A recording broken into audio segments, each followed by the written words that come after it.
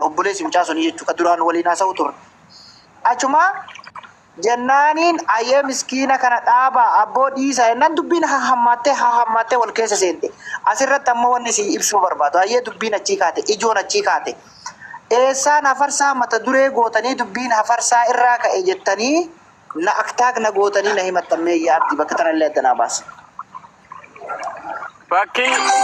siifiiluun waan kana keessatti dhuftanii itti seentanii harka galfattanii dhibbatti himatamtan bakka biittee sareen baaligeen ganda hunda keessa jirti gadheen sababa gadheetiin nama takka yookiin lamaatiin dhuftanii ummata wallootiin hattu jettan mucaa keessan kan qabame san wallahi lazim gara facebookatiinis gara tiktokatiinis namni jalqaba viidiyoo dalageef mucaa amma qabamee birriin irraa hawaalame wallahi ana namni sababa isaatiin Saalii Umar Walloo mucaa hiriyaa kiyyatti dawwalee akka mucaan sun nama qabuu danda'u waan itti amanuuf amma amaara naa qabisaa kana jeeni ijool amaara nama lama qabsiisee tumsiise ana jechuu mataa kiyya abdiif quuqama oromummaatu kana na godhe jecha oggas garuu isin san wallaaltaniiti inumaa maal jechaa turtan san bira darbitanii abdii waa'ee maallaqaa san keessaa harka qaba jechaa bara turtani garuu obboleessu ani wallahi namni tokko oromoo jamee gaafa miidhamu wallahi qaama kiyyatu wajjin na dhiiga gaafa oromoon tokko dhiigu qaamni kiyya wajjin na dhiiga gaafa inni roorrifamu wajjinan roorrifama hoonan asiillee fayyaa qabaadhe garaa kiyyan na gubata osoo nuti gaafas gumaa ijoollee keessanii kaffalla jennee sinaffaa kaanee amaara meeqa caafaqnee waa meeqa si wajjin hojjannu gadhee walloodha jettee ganda keenya keessaa baate shira san hojjatte har'a maallaqa san itti milkaa'u dadhabnaan maallaqa san irratti adda qooddanna irratti wallolte gadi wal baaste jecha iccitii jiru dhuftanii ummata walloo arrabsitan gaafsan eegasii lolli kan hammaati dhugaa dubbachuuf eega bakkatti xiqqaa guddaan lola labsee wal finna jecha ji'u irratti kan hundaahe eega waa'ee maallaqaa sun waa'ee maallaqaa saniin ummata walloo xiqqaa guddaa sheeka keenya manduggoo keenya arrabsitanii lolli babal'ate hundi karan nama finnatti deebi'e jecha eega maqaan keenya bade eega gurri keenya bade kan jiru achirraa dhugaa dubbachuuf garuu nu kaleessa warra gumaa san hin baafna jee ka'ee dhaabbateen akkamitti san wallaaltanii deebitanii gastii banattanii wanni jedhame hedduudha waa hunda hin jennu miskiina dhumaa jiru san ammoo abdii qoyka abdii achirraa lolli hammaate achitti isii deebi'e ammallee bakka lolli hammaate san irratti illee nan waa takka isin gaafa jira qoyame dubbiin nabii kennaa maal reetii illee qoy waan dubbii irraa kaatee olii kaasanii waan seeran lola osoo hin ta'ini kasitti waan tokko qofa dubbachuu barbaadan ijoollee kana abdii fi hafarsollee jarana dubbiin nabii kennaa maa bareedaa jennaan ka dabre dhiisanii ka fuuldura haasa'anii jedhan anamma wanni an jedhu waa takka akka oromootitti hin yaaddanii rabbiin hin sodaattanii afaan takka qofa isinirraa gaafadhaan dhiisa as fidanii kanarraallee yakka yoo sii fuudhan kanarraallee yakka yoo sii fuudhan kiisa isin seenu aadama jechaafi malee waa takkaa siif hin buusu sadarkaa sanirraa bakka takka ol sin kaasu ammaan tanatti wanni an jechuu danda'u isiniin lamaan kun teessanii abboo ijoollee teenna jedhana uummata oromoo nagaya barbaaddaniimi ijoollee namni maqaa kennaan qabamee jiru yoo jiraate nuti nagaya buusne ijoollee gadhiisa rabbi sodaadhaati nuti nagaya buusne waa takkaahu walitti hin himannu maqaa kennan namni qabdanii nama miidhaa jirtan maqaa kennaanii miti ijoollee teenna miskiina karaa deemu sababa kennan hin nyaatinaa gadhiisaa jedha tanuma tana afaanuma tana nu dubbadha waan dabre fiddanii ati kana balleessite ani kana balleesseen as jala yoo dubbii dabaluu taate malee waa takkaa wanni inni fidu haaraa fidu hin jiru jedhana badii duran dabre walitti laakkayuun xiinsoma guddisti malee wallahi bu'aa takka hin fiddu wanni isin godhuu dandeettan ammatti yoo nagaya barbaaddan yoo akka namaatitti yaaddan akka nama tokko akka nama sammuu qabu akka nama barateetitti yoo ka yaaddan miskiinni hadda garaa ofii hin guuttattee osoo hin guuttatin karaa deemu kun yoo isin yaachisee jiraate afaanuma tana lamaan isin lamaanuu jaran nuti dhiisnee jirra balleessinee jirra nuti badii qabna nullaalinaa sababa kennaan ummata miskiina warri qabdanii irra teessan taa'aa jirtan gadi dhiisa tanuma lamaan afaan tana lamaan osoo nu dubbattanii ana wallahi lazim tana malee waan biraallee isiniin hin jedhu amma kana balleessisee san amma ijoollee kana bara waan isin ajaa'ibu osoo ofii lamaanii walitti dhufte wallahi waa takka waliin gootu wal nyaachistee gargariyaati. Waliin nyaatanii wal nyaachisanii abboosi aboo maqama kennan namni kun marti badaa ture walitti qoosanii gargar deemaa jiran. Mana homaa keessa taa'anii lubbuu miskiinaatiin qoosuun homa namatti hin fakkaatu. Harka nama tokkootiin ibidda qabatuun homa takka namatti hin fakkaatu. Yoo rabbiin sodaattan yoo akka namaa tokkootitti keessan xiqqoo namummaan isin dhagahame isin teessanii biddeen ho'aa nyaataa miskiina hin ficcisiisina afaanuma lamaan tanaan nuu jedha rabbumaa jedhaati. Kalas hin barbaannu nuti kana keessa harka baafannee jirra. Miskiina qabdanii dararaa jirtan gadhiisa jedhaatan osoo nu dubbattanii kun yaada kiyyaa wanni itti dhumatuu danda'ullee kanuma malee waan dabre walitti haasayaa ooluun bu'aa hin qabu natti fakkaate itti fufaa yaada keessan. Assalaamu alaikum. Anasuman jira ammas. waliif as birattu galatoomaadha ulfaadha ilaam. Nutillee furmaatuma kanaaf bakka ijoo jirtu uummataafis ifa haa ta'u, uummata jala kanaan nu dhageeffataa jiruufis ifa haa ta'u, uummata asirra jiruufis ifa haa ta'u jechuuf waan dabre kaasaa jirra malee yookaan ammoo waan irraa dubbiin tun ijoon isiin sun irraa as kaate kaasuu jirta amma deebite tan irraa lola ammaaf deemaa jiru kana bakka irraa ka'eesii dubbii haa baraniifi malee warri ammoo hafarsaa irraa ka'e maal irraa ka'e jedhan kunillee bakka sana haa baraniif san dubbadhe malee an akka nama tokkootti dhugaas yoo dhugaa feene yoo haqa feene yoo dhugaa feene amma asirra teennee dubbannee haasoynee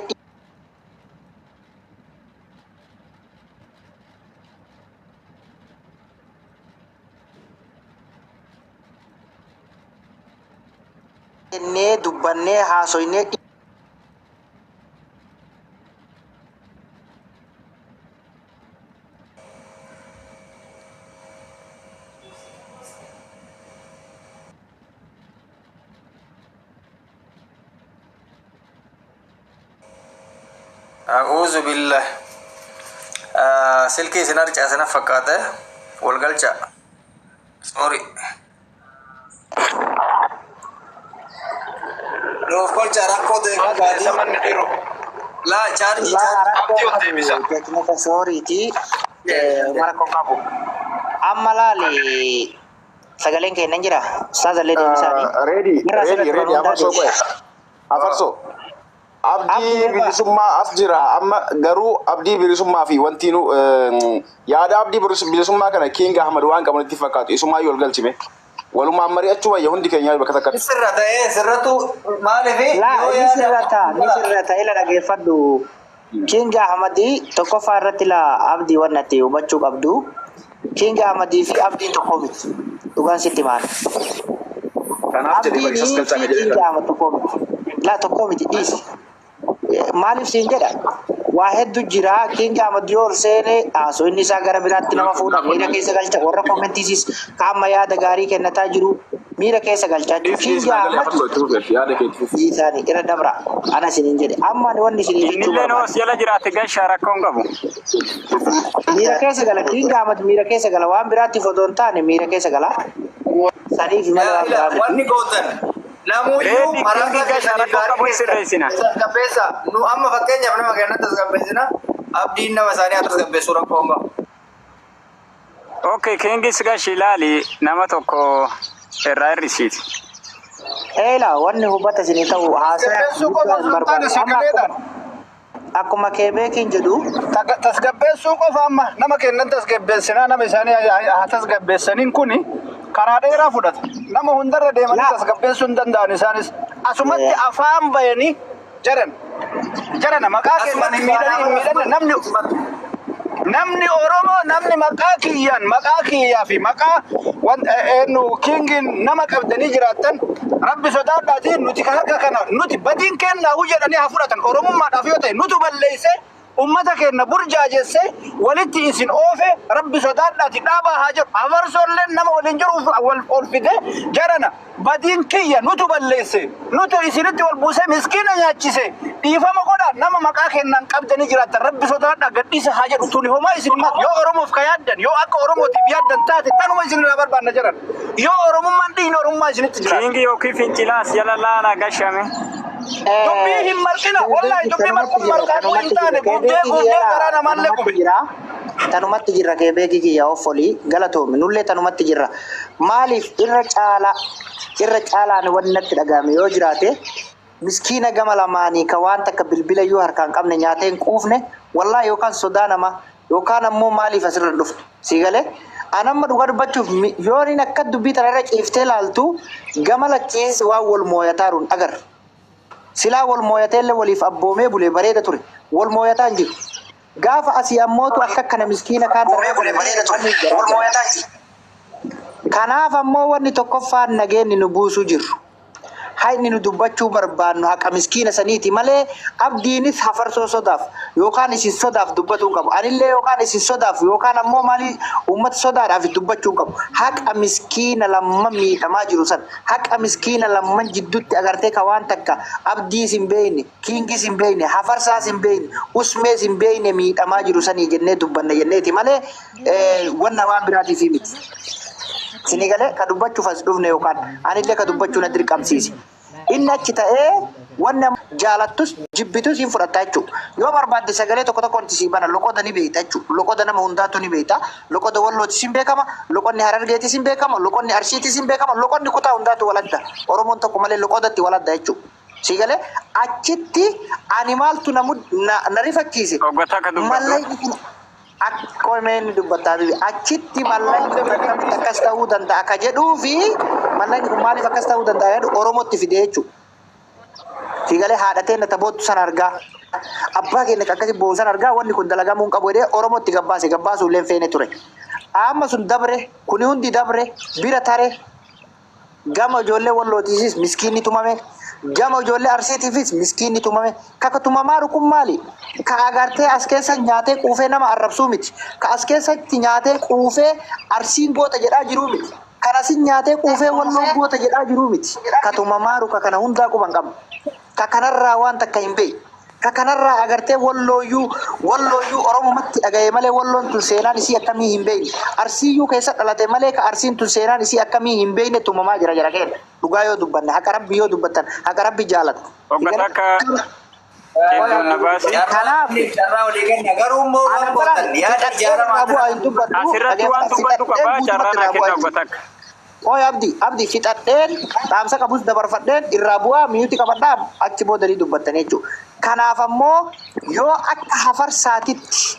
sababa hafarsaan arrabsame yookaan sababa ani arrabsame yookaan namni ani isin ergee nama qabaa jedhe yoo jiraattan sa'atii ammaa kanarraa kaasa miskiina gadhiisa yoo dandeessan abdii bilisummaatti dhaqa yoo dandeessan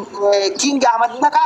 maqaa kiyyaan yookaan maqaa nama tokkootiin miskiinni qabame yoo jiraat rabbii rasuulii amantaa itti amantanii jedhaati amantaa harkaa qabdanii jedhaati miskiina garaa nyaatee hin quufne gadhiisaati yoo waan biraallee dadhabne wal harkaa fuudhuu dadhabneemi ka isaaniillee katumamee ijji cabe jira ka isaaniillee kennallee akkasuma hedduutu jira hin yaalata abbaa yaalata haadha yaalata gosatu yaalata gadhiisa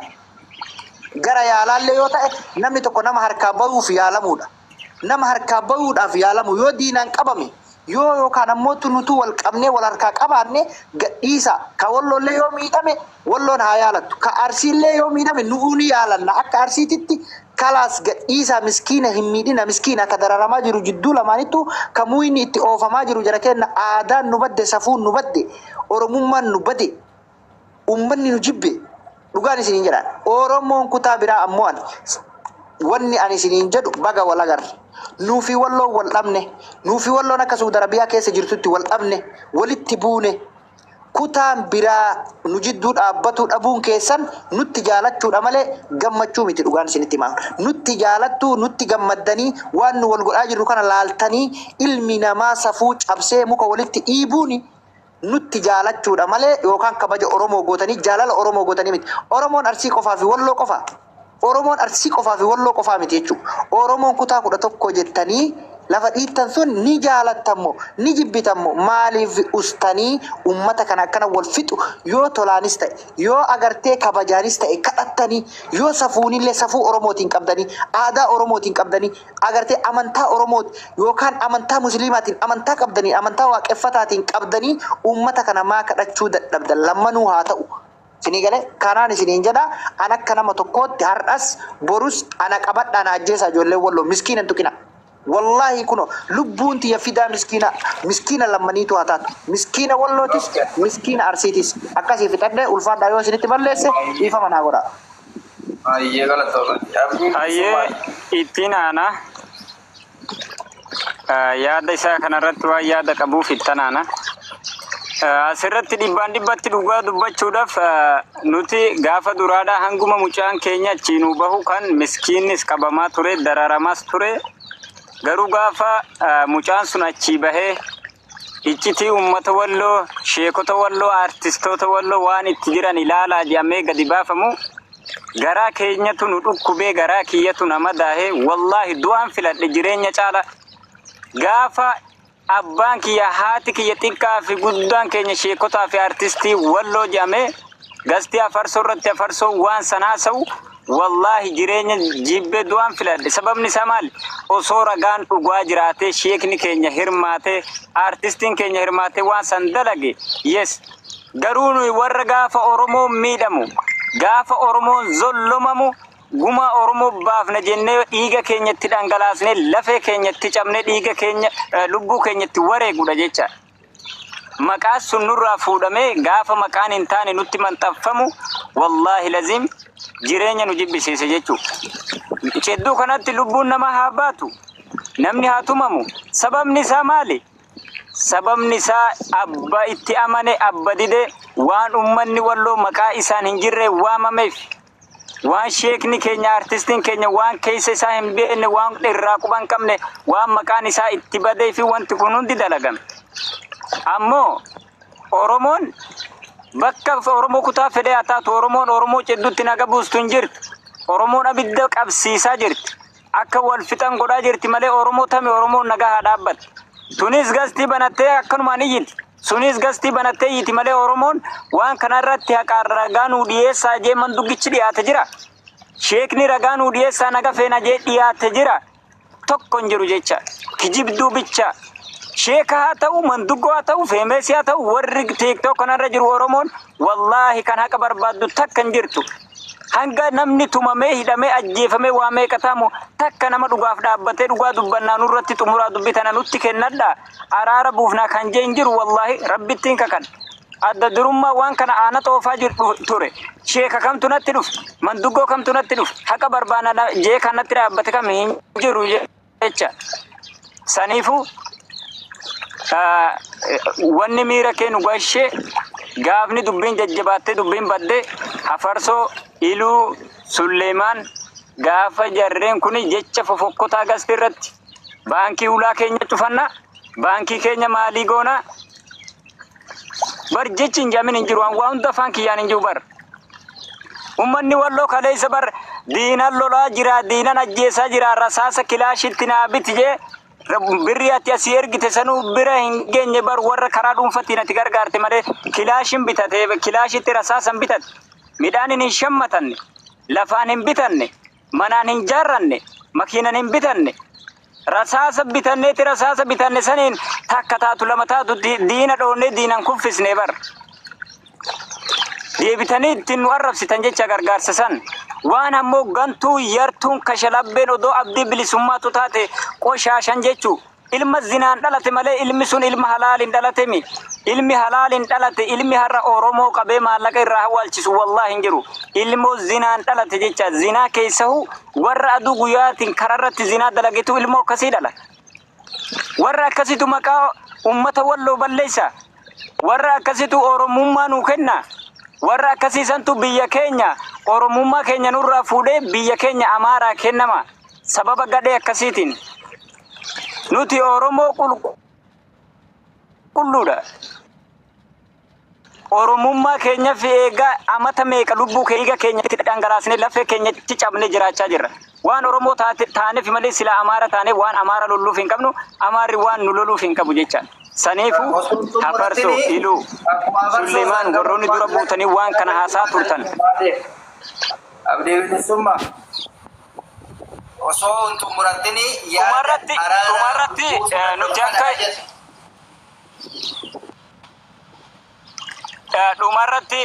wanti dubbachuu barbaadu King Ahmadi sol deebisaadha. Nuti akka ilmaan wallootti waan kana sa'aatii fi guyyaan osoo hin taane daqiiqaa takkatti dhaabuu dandeenya. Nagayaasi, nagahatti amannaa, naga barbaannaa, nagahas buusun dirqama jechuudha. Wanni kun isin hin yaachisin. Isinummaan achi wal qabnaan wallahi ladin daqiiqaa takkatti dhaabna. Yoo nagaa dhugaa feete, yoo haqa feete, namni maqaa kiyyaa miskiinni si harka jiru. Namni ani miskiina si qabsiisee jiru.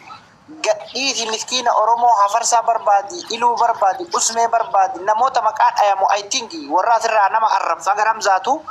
silaa namni biraa ammoo biyya biraa jira ka asii lafa dhiitaa jiru biyya biraa jira sana ka as keessa jiru irratti hojjechaa jedhi namni dabalatu si eeyya biraa ammoo biyya biraa jira ka asii lafa dhiitaa qabu gadhiisaa jedhi akkuma dubbadde dubbadde iyyaa lama namni achi bahu yoo miidhames yoo harkisaa cabes yoo miilli cabes iyyaa lama Abola wala daga nyote akka wanza ela abdi bisma abdi sittin dubbata jira daga fadu abdi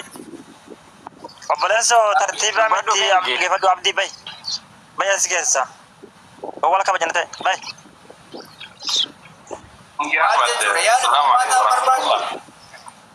wa alaikum salam ustaz King Ahmad maali fakka goone ijoolleen nagoomaan dubbachuu jirti nuti hundi keenya dhageeffatu jirra. Namni as jiru kun guutuun isaatuyyuu sabaan Oromoo amantiin Musliima hedduun isaadha. Dabalataan amma sammuu yaada furmaataa jechuu jiranii. Anilleen ammoo sidhaan hin seenu gastii hundarra hin seenu hin beektani. Laakiin namni yaada furmaataadhaa kennaa jira jennaan taa'ee dhageeffachuu jira. Saadii kiyya kenne taa'ee dhageeffachuu jira. Yaa jara keenya, yaa ijoollee keenya, yaa ijoollee keenya. Namni namummaallee qabaachuu qaba gosallee wanni rabbiin namatti godhee fi namni safuudhaaf aadaadhaan akka buluu fi amantii wanni namni qabaatuuf illee amantiidhaan akka bulu akka rabbiin jedhetti akka nabiyyi Muhammad alayhi wasallam jedhanitti ka kiristaanaalleen akka macaafni qulqulluun jedhee macaafa qulqulluu jedhanii macaafni kiristaana itti amanu jira isaan illee akkasii buluudhaaf namni addunyaarra jiru waan ittiin bulu wayiidhaa qaba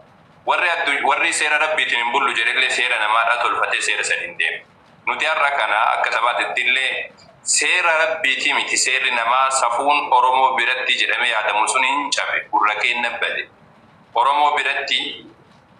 biratti gurri kun erbeedhaa miti sini gadaame gurri kun erbeedhaa miti erbeen jedhani. Gurri kun waan cabu sini gadee gurri kun muramee jennaan hin deebi'uu jedhan. Oromoo biratti akka amma artifishaalitti hojjetan kana miti gurri kun hamaa. Gurra keenyatu badee maqaa keenyatu xuraawee sammuu keenyatu qame arrakan. Sababni isaa maaliin sababa ijoollee wallolteefi miti. Wallahi haqiiqa dubbachuudhaaf ilmaan ani dhalootaan arsiilee haa ta'uti hafarsaa fi abdiin garaagaruma na biratti hin qaban. Jara lachuu osoo irraa mijjeeffadhe osoo jara argeeti jira ila jarri saba kiyya walitti buufte jarri waa jeeqaa jirtu kun wanaa qabaa jedhe shortaa itti qabsiidha. Tokko kana hin jiru. Wallahi dhugaa dubbachuudhaaf. Maaliif jennaan miidiyaa kanarratti nama ka walitti oofu jiru eenyudha nama ka arrabsu jiru eenyudha jedhee haga yaadutti hafarsaan kun kanaa jedheetiin guutuu addaanii osoo hin baasin. Sababni isaa maaliin nuti wanni barbaannu nageenya argamee miskiinni dhaabbatu. Osoo hafarsaa fi abdii bilisummaadhaan walloltee jedhanii tasuma taateeyyuu wanni dubbannuuf iyyuu hin jirru. Ijoolleetu wallolee ijoolleen haga feete walaalottu yoo walajjeefte dubbituu hidha. Isinii galee dubbituu hidha. Har'a salphin nammoo. Lubbuu gumaadhaan baasan garuu maqaa gurri yoo cite deebi'uu hin danda'u. Lubbuun bar gumaadhaan deebisan. Takka gumaadhaan deebista takka ammoo wannaadha baastee Oromoo biratti gumaadhaan deebista lubbuu. Yoo gumaa dhabdeeyyuu qarshii walitti qabdee waa wanna gochuu dandeessa. Yookaan sabbartee boodsee ofirraa teessa. Laakiin har'a kana gurratu nu cite akka Oromooti. An takka waan Oromummaadhaa takkaan dubbadhu ani waan Islaamummaadhaa baay'inaan dubbadha. Laakiin ammoo dirqamaan jidduu kana waan kana dubbachuu dandeenya. Har'a gurra keenyatu nu bade. Gurri